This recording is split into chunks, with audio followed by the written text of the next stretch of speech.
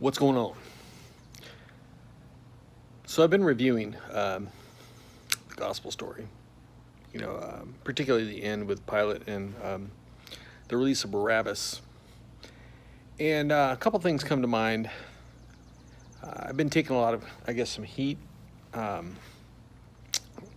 my stance on the Black Lives movement, Black Lives Matter movement, I suppose, in my increasingly distrust of the organization as the founders see it. And I guess it kind of started really when I kind of started seeing, the fist, okay? Because let's be honest, man. I mean, anybody with history knows what that fist is. That's the Soviet CCCP fist, right? So, when I started seeing that fist starting getting involved, that really kind of started turning me, I suppose, as far as like, okay, what am I supporting here? Because I did go into it being a full-on Black Lives Matter movement, especially with the death of George Floyd. And I got into it, but I've had a recourse, and now I am not quite seeing it. Although I don't think that most of the people involved with the movement are necessarily taken as deep as maybe I'm taking it, and that's okay. I mean, I'm at my age now. I kind of read into things a little bit maybe deeper than your average 21 on the street who's just seeing police brutality, and I certainly stand against that. And I definitely think there's white privilege. There's no doubt about that. You can't convince me that there's not. I've seen it. But getting back to the Black Lives Matter movement and the founders coming out as self-admitting Marxists, and how I got to kind of grow a distrust of that was the story of Barabbas, right? And I think if there's something I've noticed since social media, and we're probably 10 years in to social media, really. I mean, we've come a long way since MySpace, right? So, but we know that, kind of start out with MySpace, then kind of transition to Facebook, and then from there, I mean, who knows? I mean, there's a plethora of them out there that I have no interest in. Instagram and Facebook are kind of the only thing I do, and of course YouTube. But regardless, it's been a social movement, right? We have seen socially, this is the way people communicate today, is through social media, and especially now in 2020 with the crap year it's been, right? I mean, this is the only way a lot of us are communicating. So I guess what I'm getting to the point is if you step back a little bit and you see how the devil has kind of worked and weaved his way into this modern age and through social media, we begin to see the desire for a social savior. We are being conditioned to see, I will guess, an antichrist or a false Christ who is coming to, save the world from the inequality that we see today. And at heart, there's nothing necessarily wrong with that. But getting back to the story of Barabbas, in some Bible versions, he had a first name, and his first name was Jesus. And so I forget what versions they are, but there are a few versions, and my understanding is they took the first name Jesus off of him because they didn't want to equate him to the Jesus the Messiah. But I think, honestly, they should have left it in there because it really sets up a narrative between what the people want. Do they want a false Christ, or do they want the Christ the Messiah? And John 18:40 also is, it will vary in different verses, but if you get to the root of the word, Barabbas was insurgent. He was a fighter against Rome. He was against the oppressors. And I guess, what do you want out of a savior? And that can be answered today, because I'm seeing a social desire for another Barabbas. I don't see the movement necessarily interested in a savior that is wanting to transform you from within, right? Which is what Jesus Christ did.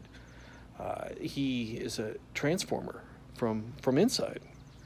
I'm not a racist because Christ has transformed me from inside. Okay, I love all my brothers of a different ethnicity, but that's because Christ has come in my heart, and not because of trying to. Racism will always exist because sin exists. But again, this is not exactly the way I see the world wanting right now. I think the world wants a Barabbas. They want a social justice savior to come in and make things right. They want to fight the oppressor. And this is what this fist is really kind of showing me. If that's going to be your symbol, if this is going to be your symbol for fighting, where do we see this in the Bible, right? Where do we see Jesus with a fist up like this? You don't see this, at all in Christianity.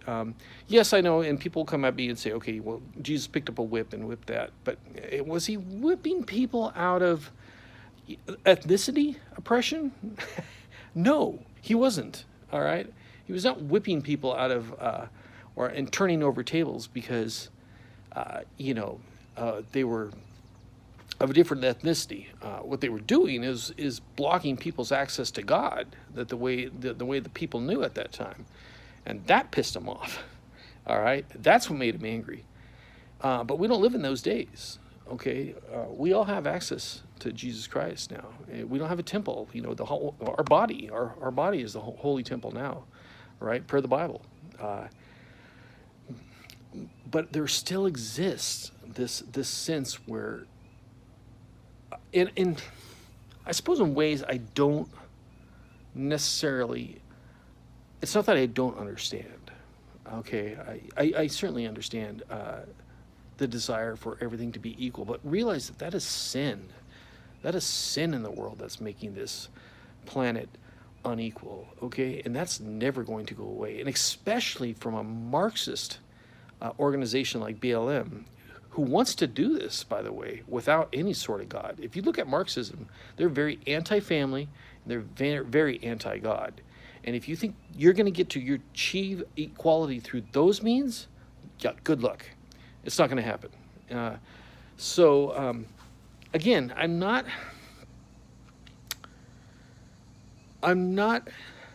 shocked. I'm not disappointed. I'm not angry that people want social equality. But what I'm, I guess, disappointed with Black Lives Matter is they want to do this without God, and it's not possible. You're just not going to get it. It's or if you're going to get it, you're going to get it through a means of forced narrative. You're not going to get it from any sort of thing that's from the heart, right? You're not going to change people with any sort of forced thing. Reparations, totally against it. Okay, totally against it.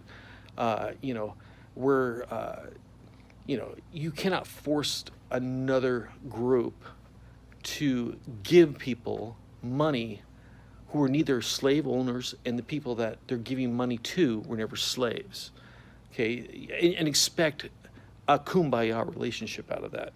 It's not going to happen.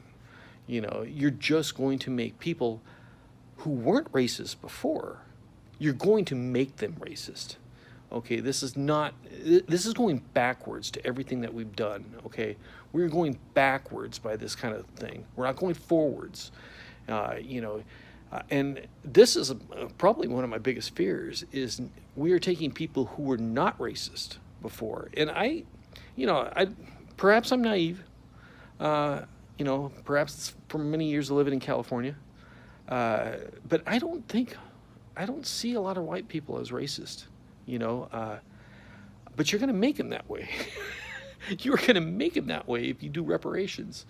And if you're trying to get to equality through those means, through law, through reparations, through things like this, in asking for a Barabbas type of system, a state system, it's not going to work. You're just not going to get it to go. So anyway, let me know what you think. It's just been something as I've been struggling, kind of with this whole thing. You know, obviously, like I've said, if you're of a different ethnicity, you know, you are my brother, and this is through the means of Jesus Christ transforming a heart.